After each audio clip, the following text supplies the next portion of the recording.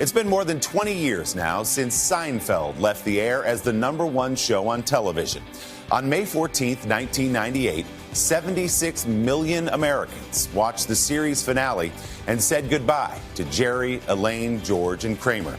Since then, Jerry Seinfeld has continued the career of a stand-up comedian that started when he was just a 20-year-old from Massapequa on New York's Long Island. Now 64, Seinfeld still spends his days studying the absurdities of our lives and translating them into comedy, perhaps better than anyone ever has. Jerry's latest gig is a run of stand-up shows beginning next month at New York's famed Beacon Theater. He and I, along with a raspy voice, got together on the Beacon stage for a rare interview and our Sunday Sitdown. I don't like anything where people go, woo.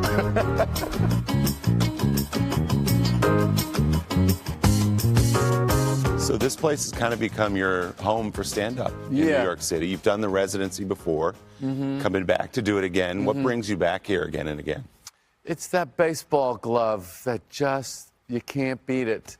You know, you have a few gloves in your life, but there's that one that's just the perfect fit, and the sound when the ball hits the glove, and that's your glove. And this house is my baseball glove.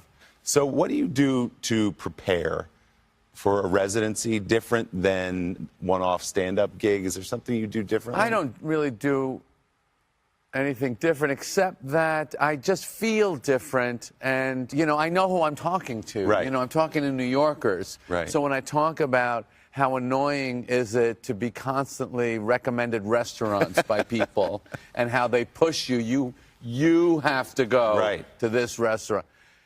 It's like, okay, you know, or the street cleaner, you know, what is that guy doing? Are they cleaning? Are they really cleaning the street?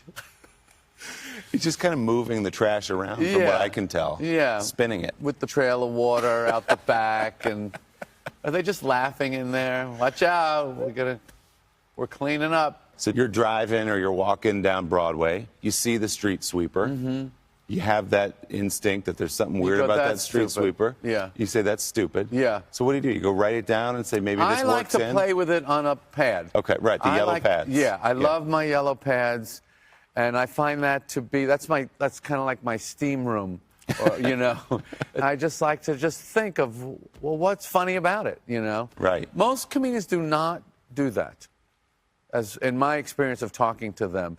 They like to work it out on stage. I like to have both. I like to have a little architecture, and then I like to play with it on stage.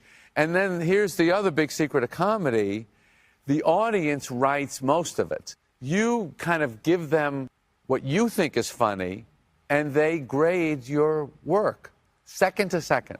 We're talking about where you test drive your material. You've talked about your audience at home being pretty brutal because they're funny. Your kids are funny. Yeah. I know your wife is funny.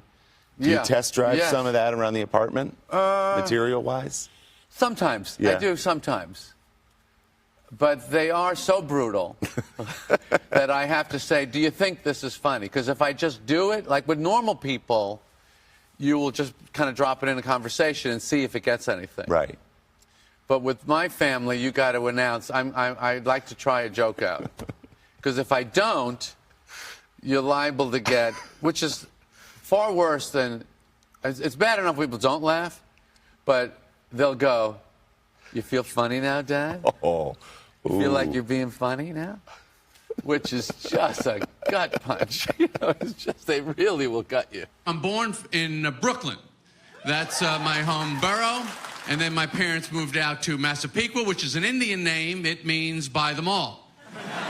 So do you remember the first time someone told you were funny sometime in Massapequa? Yeah, sure. Was it your mom or your dad? No, I was never funny around them, but my friends did. But I thought they were just as funny. Yeah. So the first time I got up in a little club in Midtown Manhattan at a place called the Golden Lion Pub, and they laughed. That was... I'd never thought I could make a non-friend laugh. No turning back from there for you? No, that was it. How old were you at that point? 20. And then, so how old are you that night on Carson? My favorite song, you pull up to the light and it says, left turn, okay. like that one little personal touch. It's like they're saying to your left turn, okay. How big was that night for you? Well, I described the other night at the Golden Lion, and then there was that night on The Tonight Show. Then there was performing in the East Room of the White House for the President and Paul McCartney. Performing. Mr. President, First Lady, Sir Paul McCartney, other people. Those are the nights. Those are the 3 nights. As you moved along and moved into Seinfeld, You faked with me? Yeah. You faked with me? Yes. No. Yes. You faked it. I faked it. That whole thing, the whole production, it was all an act. Not bad, huh? I interviewed Julia Louis-Dreyfus for the show, and she was laughing as I read back to her that famous NBC research note. Yeah. Do you still have that framed Sure, yeah. in your Yeah. bathroom somewhere? Yes, yes. I think the line was, no segment of the audience expressed an interest in seeing the show again. Right. How did you get through that? How did you power over that? No, I figured we were dead at that point. It was over. Here's the funny part of the story to me. The whole thing started, the reason I got the series is my manager, George Shapiro, wrote a note to Brandon Tartikoff, the president Right. of NBC, and it was one sentence. He said, call me a crazy guy, but I think someday Jerry Seinfeld is going to be doing a series on NBC. Now, when he wrote that note, it was 1988. I had been on The Tonight Show for 7 years, 3 times a year, destroying, for 7 years, making these people laugh. And George still has to say to NBC, I know this sounds crazy. What was so crazy about the idea? That was network television in the 80s. There was no competition. It was the only game in town. Do you ever think about what your life would have been like if it had actually been dead?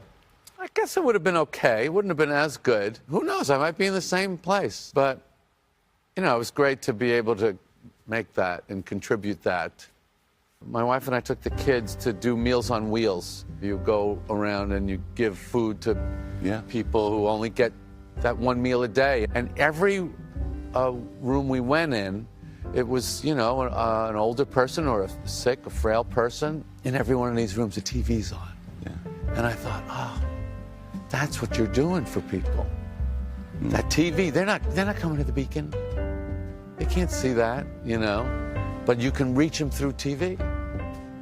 And it made me realize, that was really worth it to make that TV show, because I never would have gotten in that room. Wow. Yeah, it was really powerful.